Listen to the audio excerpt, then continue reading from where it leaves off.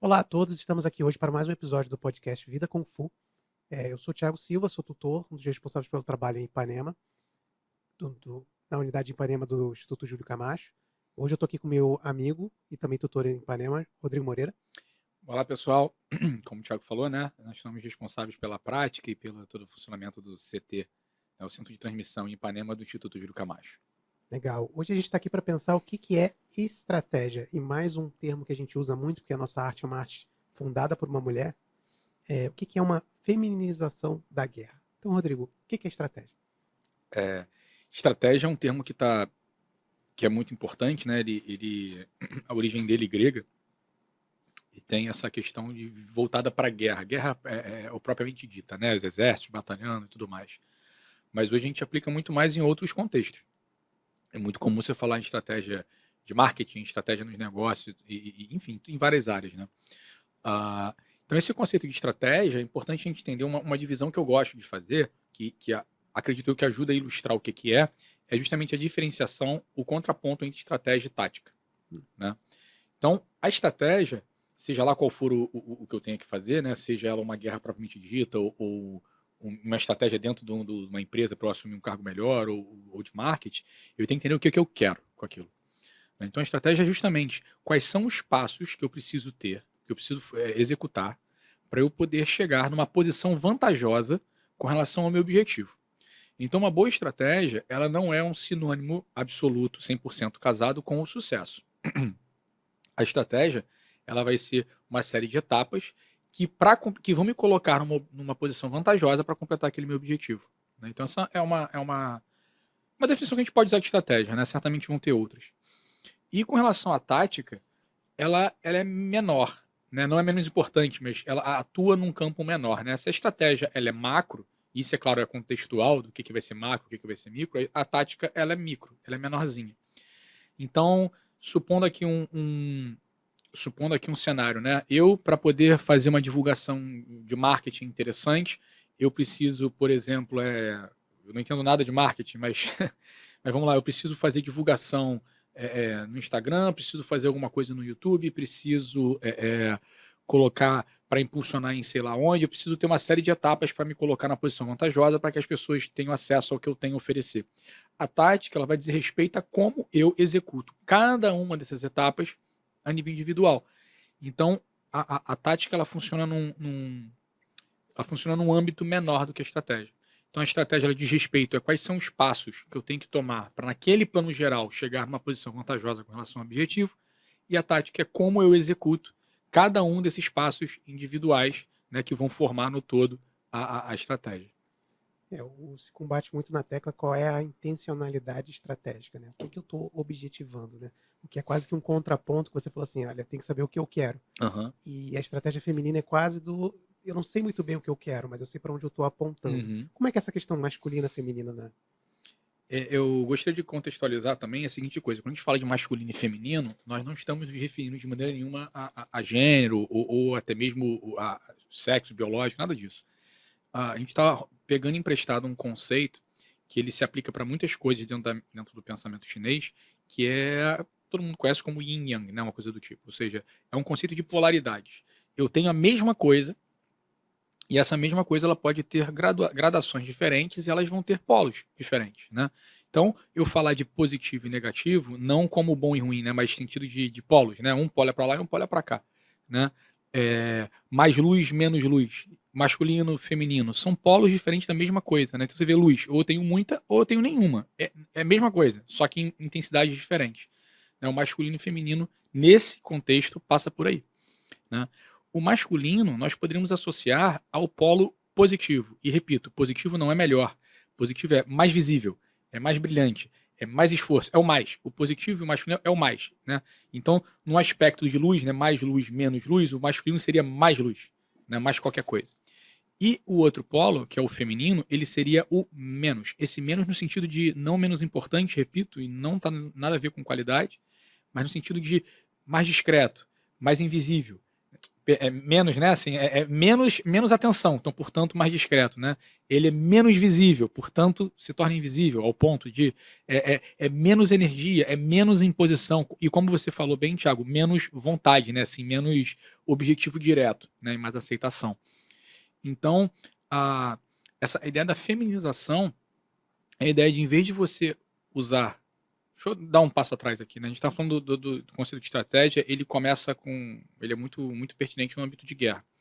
E a guerra por si só, ela é uma manifestação, dentro desse contexto que eu citei, muito masculina. Ou seja, a guerra aparece muito, é muito esforço, é muita gente, é muito problema. Então, é muito, né? A feminização da guerra não é remover isso, porque, repito, a guerra por si só, ela tem esse viés masculino. A feminização da guerra é um equilíbrio. É você trazer mais para um determinado local uma atividade que tem, digamos assim, quase que prerrogativamente, uma natureza muito masculina. Então, essa feminização da guerra é a gente conseguir trabalhar em tudo aquilo, ou dar uma atenção àquilo que não é a etapa visível do processo. Então, num processo de guerra, eu vou ter uma série de coisas, de objetivos e muito aparentes que eu vou ter que fazer, mas é importante, dentro dessa perspectiva que a gente acabou de falar de feminização da guerra, que eu dê atenção às coisas sutis. Tudo aquilo que uma pessoa que tem um olhar mais descuidado e mais externo, ela não perceba. Então, essa ideia da feminização é você atuar em pontos onde boa parte das pessoas não vão estar prestando atenção, porque justamente é o lado yin, né, o lado feminino, que é esse lado mais invisível. E ele tem tudo a ver com o que você falou, que é aquela coisa de eu não vou impor minha vontade. Eu vou sim o quê? Aceitar o que está lá. A minha vontade é menos, né? Assim, ela é menos importante. Então eu aceito o que está lá e tiro o benefício disso. Eu até voltaria um pouquinho mais de onde vem o termo, né? Ele foi cunhado por Alberto Gavani, Espanhol, né? É um espanhol, é um professor espanhol. Eu esqueci qual. Ele não está trabalhando na Espanha, ele está trabalhando na Universidade Básica, eu acho.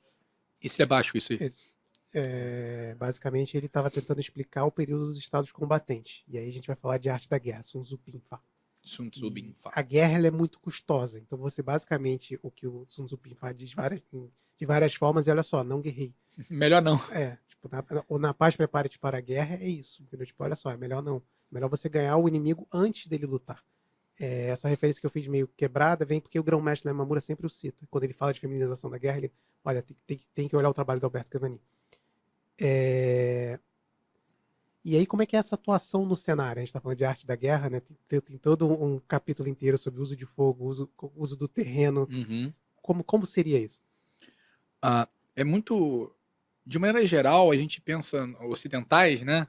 Especialmente influenciado muito pela cultura americana e tudo mais, a gente pensa muito naquele objetivo, a gente pensa muito no esforço, né? Então, aquele objeto, ele é muito importante para nós, né? Assim, aquela ideia da potência, como é visto nos filmes de Hollywood, né? Assim, você vê o herói ele pega e contra todas as adversidades, pô, mesmo assim o cara vai, né? Então o cara tem um problema, o cara tá com o joelho quebrado, tomou um tiro no ombro, tá todo arrebentado, levou uma paulada na cabeça e mesmo assim ele vai lá e consegue. Então uma ideia de potência individual, né? Assim, aquele ser humano que é extremamente forte, vai contra todas as adversidades, é uma figura muito icônica para nós e sabemos que ela é fantasiosa em determinado nível. Mas o nosso pensamento passa muito por aí. Então, os nossos grandes heróis, sejam eles reais ou fictícios, são pessoas que têm história de vida que é muito difíceis ou muito brigadas e muito atribuladas e no final, ali, finalmente, eles conseguem alguma coisa muito incrível, né? Assim, uma coisa que nós admiramos e tudo mais. Esse é um conceito que não é muito o que a gente entende dentro da prática do Wing Chun, né? Que é justamente o oposto disso. Ao invés de eu trabalhar naquele objetivo, ao invés de trabalhar naquele ponto que eu quero, eu trabalho em tudo que não é ele, né, que pode favorecer a ele. Então, a gente começa a fazer isso dentro do Wing Chun, como a gente falou, a gente sempre começa, esse aprendizado, ele é sempre parte de um viés da ação. Então, é muito interessante você não ficar só pensando, é importante você fazer pensando e pensar enquanto faz. Né? Então, o sistema Wing Chun ele se baseia em algumas coisas interessantes. Né? Eu recebo um golpe de alguém numa prática. Eu posso interpor esse golpe, eu posso quebrar esse golpe, eu posso brigar com esse golpe. Não é o que a gente quer, eu quero me aproveitar dele. Então, primeiramente, o que eu vou fazer é... Eu queria ser golpeado? Não queria ser golpeado. Mas fui. Né? Melhor, se eu queria ou não é nem relevante para a história. Eu acho que isso é o mais importante, né? Não é importante. Mas eu fui golpeado, isso que importa. eu recebo esse golpe e eu interajo com ele. A partir desse golpe, o que eu consigo gerar? Se eu simplesmente negar esse golpe, tecnicamente falando, eu vou estar fazendo uma boa defesa, sem a menor sombra de dúvida. Mas eu vou estar negando um potencial. Então, em vez de eu me defender desse golpe, né, retirando ele da linha de ataque, coisa do tipo, o que eu faço? Eu toco nele e eu interajo com ele. Então, a partir desse golpe, eu vou me posicionar. Isso vai envolver, que nós falamos outras vezes, de eu estar na posição correta, com o timing certo, com a energia boa, com a distância adequada. Tudo isso, para quê? Para que, após esse golpe, a minha posição com relação ao outro seja mais vantajosa para eu golpeá-lo do que para ele me golpear. E como eu falei antes, isso não é a receita 100% diretamente ligada ao sucesso, não é isso. Mas é que eu vou estar numa situação que me proporciona mais vantagem. Então, um exemplo simples aqui, né? Eu preciso gerar uma grande aqui com uma pedra. Eu quero quebrar uma coisa com uma pedra, né? Ao invés de eu empurrar essa pedra em cima dessa coisa para esmagar ela, talvez essa ideia de atuar no cenário seria eu cavar um morrinho devagar e eu, decorrer do tempo, subindo com essa pedrinha devagar pelo esse morrinho, deixar essa pedrinha lá no alto do morro e quando eu precisar eu só empurro ela, né? Então o foco é mais em, agora que eu preparei o cenário, e preparar o cenário muitas vezes dá trabalho, é difícil, gasta energia, mas é uma ideia de você voltar sua atenção para preparar o cenário para que quando a ação tiver que acontecer, né, já esteja tudo preparado. Agora é só você relaxar. Então essa ação, eu gosto de fazer essa comparação, né? Essa ação ela vai acontecer no relaxamento. Então assim, agora que eu já me esforcei, já fiz tudo que eu preciso fazer, agora é só deixar correr. Porque eu preparei tão bem que as consequências naturais das coisas sejam apontar para aquilo que eu quero. Eu queria puxar duas coisas, até nesse exemplo da pedra, né? O que é sucesso, então, nesse sentido, né? Porque você está empurrando a pedra lá para cima, né? De repente não vai ser você que vai empurrar. Uhum. Então, como é que você tem uma autoria de uma ação? Qual é o objetivo, entendeu? Mais uma vez, voltando na questão da potência lá, que a gente fala do herói e tudo mais, né? Repito, quando a gente vê um filme lá, muitas vezes nós nos colocamos na posição do protagonista, que é o cara que é o melhorzão do filme, ou o ponto de quem simplesmente quem tem um ponto de vista da história a ser falada. Deixa eu só fazer um parêntese aqui de Por curiosidade favor. de cultura, né? A gente começou falando que estratégia vem do grego, e estrátegos. E essa figura do herói, o herói, basicamente, a tradução melhor seria sacrifício, é aquele que se sacrifica. Uhum. Porque a nossa cultura vem de um pensamento greco-romano, e onde o sacrifício é muito honrado, entendeu? Você se coloca nessa posição de ser o sacrificado. Esse é o herói. Quando você fala assim, foi o herói da empresa, cara, você se ferrou. Entendeu? É basicamente isso. Eu não vou citar, não vou falar todos, porque todos vocês demais, né? Mas pelo menos os grandes heróis gregos que eu me lembro aqui, todos eles acabam morrendo, né? Na história. A morte deles é importante. O nome da história é tragédia. É tragédia. E, num parêntese mais, existem outros arquétipos de herói. Você tem, tanto na China, tem o rei macaco, você vai achar várias histórias do rei macaco. E ele é sempre um malandrão, ele não bate de frente, ele sempre dá um jeito de contornar. Então tem outros arquétipos de herói. Tem o Onwapo, que também é muito citado também, que é aí já um general, grande general, tipo, é o personagem que cabe em várias histórias. O chinês trabalha muito nisso. E aí pra gente, por exemplo, a gente tem o Makunaíma, que é um brasileiro, entendeu? Que é o malandrão. Esse sim, o malandrão, esse não tem conserto. Mas de volta. Então a gente tem essa ideia da potência, né? Então você vê, esses próprios heróis que você citou, que eles usam uma malandragem, muitas vezes você vai olhar essa malandragem, muitas pessoas podem olhar essa malandragem assim, poxa, o cara tá fazendo isso porque ele não consegue bater de frente. Talvez seja isso mesmo. Isso que é importante. Quando a gente cai nesse aspecto daquilo que eu só consigo fazer, aquilo que eu tenho força, metaforicamente falando, para fazer, a gente se limita muito, né? Então, num outro aspecto, eu entendo que eu não preciso ter força, potência, para fazer a coisa. Eu preciso fazer com que aquela coisa seja feita, né? Então, quando nós temos aquela ideia do reconhecimento pelo nosso esforço, né? Pô, não, fui eu que fiz, né? Esse negócio deu certo aqui porque fui eu que fiz. Tudo isso é uma lógica muito, muito masculina, mais uma vez, naquele contexto de Yin Yang, né? Eu tenho que aparecer, aquela lógica positiva, assim, tem que aparecer. Essa lógica mais subjetiva, essa lógica mais invisível, é aquilo que importa, assim, uma vez que certa coisa tem que acontecer, que ela aconteça, não importa muito quem faz, né? Não importa se sou eu, não importa se é você, importa que foi feito. E muitas vezes é melhor que você nem saiba quem foi que fez, né? pensando num âmbito de guerra, se a gente for falar de guerra, propriamente dito, é interessante que não saibam. Porque se o grande estrategista desse exército sou eu, é melhor que ninguém saiba quem é ele. Né? É melhor que tenha um herói bonitão lá, melhor que tenha um general fortão, bonitão lá, que vai pra frente de batalha, e eu, que sou estrategista, fico aqui quietinho, sem ninguém saber. Ainda dou os louros todo pra esse outro general. Por quê? Com a ideia, inclusive, de que se um dia quiserem matar, vão tentar matar ele, não vão tentar me matar. Então essa lógica da invisibilidade, como você bem falou, que do professor citado, que ele lida muito com a época dos estados combatentes. Tem super a ver com isso. As figuras mais importantes, elas precisam ficar mais ocultas e não tão visíveis, porque elas não podem ser alvo. Né? Então, voltando a essa ideia da estratégia, mais invisível, que você falou do sucesso, perdão, é aquilo, eu preciso alcançar alguma coisa naquela situação, não sei qual é, e o que vai ser alcançado depende da circunstância, né? Mas é importante que eu faça chegar lá. Então, o exemplo da pedra, eu quero lá romper uma barragem, por exemplo. Eu posso ir lá, eu com a picareta, a pá, sei lá, ir lá e cavar a barragem. Ou eu posso juntar um pessoal e devagarinho, criando um morrinho aqui de terra e subindo ele, aos poucos e subindo uma pedrinha junto com ele, uma pedra redonda lá junto com ele, e depois de um tempão, vai alguém que não precisa ser eu. Eu tive a ideia, mas não precisa ser. Alguém vai lá e dá só um tapinha nessa pedra, essa pedra rola encosta abaixo e detona lá a barragem. Né? Então essa ideia de que não precisa saber quem foi, o esforço ele é feito antes e ele é feito no cenário, não necessariamente no objeto. Você vê, eu para quebrar a barragem, eu não mexi na barragem. Eu mexi em tudo, menos nela.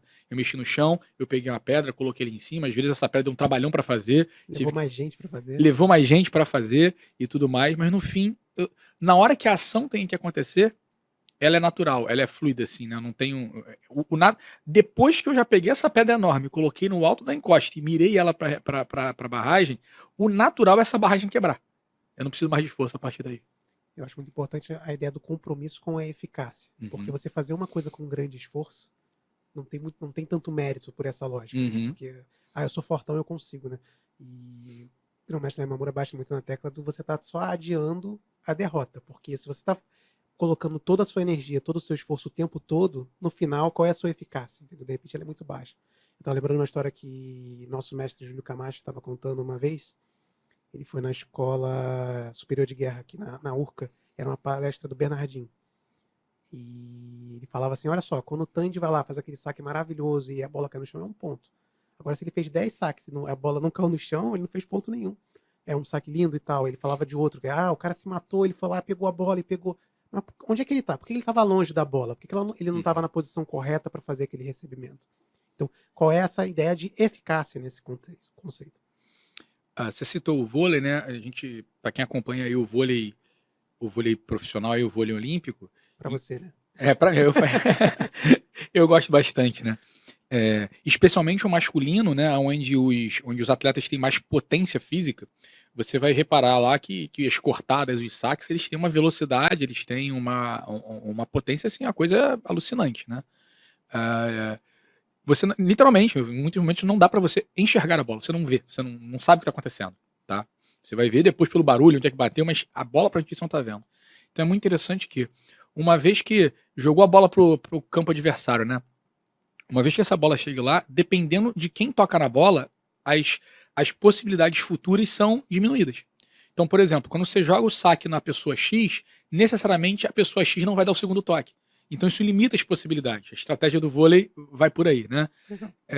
Então o que acontece? Aí a partir do momento que a segunda pessoa tocou na bola, você sabe que não vai ser ela que vai dar o terceiro toque. E lá vem o terceiro toque, né? De maneira geral, esse é o momento que vai ter um ataque, né? Mais ou menos assim no geral. Dependendo de onde as pessoas estão e dependendo da posição de quem está dando esse segundo toque, o terceiro tem possibilidades limitadas, não pode ser qualquer coisa. Então você começa a ir por aí. Então o time ele vai se posicionando de uma maneira de que, se acontecer isso, a melhor maneira é essa. Então, quando o movimento tático ideal, né, assim, aquela ideia do melhor possível na situação, eu já vou me posicionar para que aquele cara, naquela posição que vai cortar com aquele bloqueio, ele só pode mirar aqui. Então eu já fico aqui. Ou seja, na hora que a bola vem, o meu trabalho é mínimo. Né? Quer dizer, se eu fiz um bom trabalho, a bola vai cair em mim. É claro que tem uma série de nuances aí, né? Então muitas vezes a pessoa vai sair um pouquinho pro lado, eu tenho que sair. Então quanto menos eu consigo prever o que vai acontecer, melhor, prever não sei se é uma boa palavra, mas quanto melhor eu consigo antecipar o que vai acontecer, menos esforço eu preciso fazer na hora da recepção, ou na hora do ataque, tanto faz. Então essa ideia que você está falando de eficácia, ela é bem importante. É o preparo para que na hora da ação eu tenha menos esforço, né? Nosso mestre, né, o Júlio Camacho, se eu contar uma história dele, eu vou contar uma outra rapidinho aqui, que eu não lembro o local que ele fez especificamente, mas ele estava dando uma consultoria, uma questão de segurança num local aqui no Rio de Janeiro, né, numa casa de show famosa, né, importante. E qual era a questão que tinha? Ele estava conversando com os seguranças, né? Ele conversou lá com o chefe do local, depois conversou com os seguranças. E uma das maiores reclamações do segurança, aí você falou, o que é sucesso? Né? Eu preciso ouvir as partes para saber qual é o problema. Então ele ouve os seguranças e uma das reclamações principais do segurança é que o uniforme deles tinha um boné, né? E no meio da noite lá, com a festa acontecendo, o pessoal ficava um pouquinho mais feliz já, né? E resolveu fazer o quê? Tirar o boné do segurança. Aí você tinha o quê? Os seguranças, que eram pessoas com capacitação técnica, pessoas... Geralmente, seguranças são pessoas grandes e fortes, além de ter o preparo técnico. Só que qual é a questão? Poxa, às vezes o cara olhou pro lado, vem alguém por trás, pega o boné, você tá numa festa, um monte de gente, você não vai conseguir impedir isso. E o principal, esse segurança, sem a menor sombra de dúvida, ele tem a capacidade de pegar aquele garoto lá, aquele rapaz que pegou o boné dele e dar um sossega lá no cara. Sem a menor sombra de dúvida, ele tem essa capacidade. Mas não é legal que ele o faça, né? São clientes ali do local. Então, eles conversaram muito, né? E quais seriam as possibilidades então, né? Então você vê, qual seria uma estratégia talvez habitual, né? Você instruir aquele segurança as técnicas X, Y, Z, ou se comportar de tal e tal e tal maneira, para impedir que o boné seja roubado, né? Nosso mestre, né, se for, ele chegou, ele falou, espera um instantinho aqui, né? Aí ele foi lá no chefe e fez a seguinte pergunta pro chefe, falou, olha só, chefe, os seguranças estão relatando tal problema. Deixa eu te fazer uma pergunta aqui. O boné é estritamente necessário para o trabalho deles? Ele falou, não. A gente pode remover o boné? Pode. Aí ele voltou pro segurança e falou, pô, olha só, problema resolvido, o uniforme de vocês não tem mais boné. Então, em vez de eu perder tempo treinando um cara, fazendo isso, fazendo aquilo, que certamente teria uma eficiência menor, porque na hora que ele erra, alguém pega o boné dele, eu mexo no cenário. Se o problema é pegar o boné, eu tiro o boné da história, né?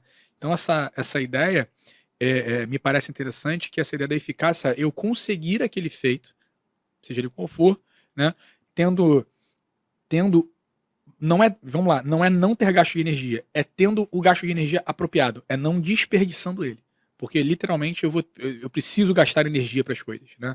E alguns objetivos eu vou precisar gastar bastante, mas que esse bastante seja direcionado porque eu quero e ele seja pontual, eu não extrapole eu não extrapole a necessidade, né? Então eu passar, por exemplo, treinando o cara, sei lá quanto tempo, ao invés de só tirar o boné naquela situação, né, me parece só tirar o boné mais apropriado. O que eu pensei bate tanto nessa história, quanto tirar o boné, quanto lá no vôlei, na hora que começou o saque, né? É onde que começa, né? A gente falou muito da questão de aproveitar a tendência. O que você tem a dizer sobre esse iniciozinho? Para eu poder antecipar, como eu falei, né? E veja bem, antecipar não é fazer antes. Muitas vezes na prática do 21, Thiago, você certamente viu isso, já percebeu isso. A gente está fazendo alguma aplicação de algum dispositivo ali, né? Na hora, alguma técnica, e você faz numa velocidade X, a pessoa faz muito rápido e ela perde porque fez rápido demais. Né? Então a pessoa ser acelerada demais, isso não é antecipar. Antecipar, gostaria de contextualizar, como a gente fala, que é o seguinte, antecipar é você preparar tudo para que na hora que tiver que fazer não falte mais nada, só fazer. Tá?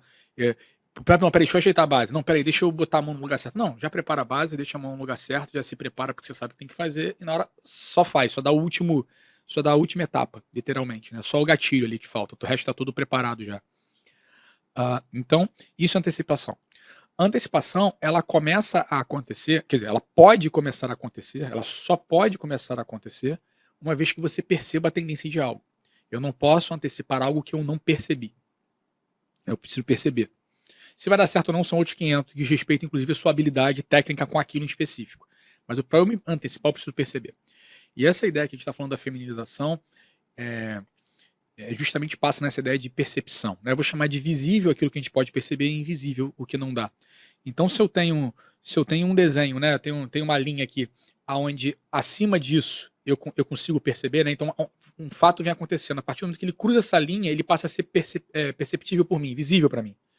Só que tem um monte de coisa acontecendo aqui embaixo que não é perceptível para mim. Né? Então, por exemplo, uma pessoa, numa prática, né, técnica, uma pessoa ela vem te golpear. Que hora o soco começa? Talvez comece quando essa pessoa estava do outro lado da sala ainda. Porque essa pessoa não apareceu do seu lado, ela veio até você. Então o que você estava fazendo enquanto ela estava andando até você? Né? Vamos lá, mais uma suposição. Tem uma hora que as duas pessoas se preparam, elas entram em guarda uma de frente para a outra, em algumas técnicas ali. O que você estava fazendo naquele momento? Você já estava prestando atenção nos indícios e tudo mais? Né? Aquela pessoa, ela precisa mover parte do corpo. A mão dela, por exemplo, num soco, não vai tocar em você do nada. Acontece uma série de coisas. Você está observando tudo isso? Ou você só começa a se preocupar quando a mão começou a se mexer? Se você começar a se preocupar somente quando a mão começou a se mexer, que é essa brincadeira que eu fiz aqui do visível, né? Talvez seja tarde demais. Talvez você precise mesmo nessa situação ser mais rápido, mais forte, mais técnico, melhor que o outro.